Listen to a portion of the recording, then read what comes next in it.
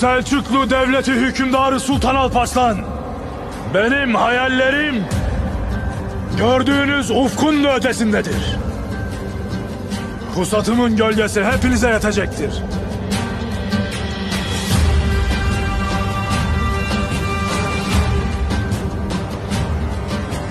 Bin yılın savaşına hazır mısınız? Malazgirt 1071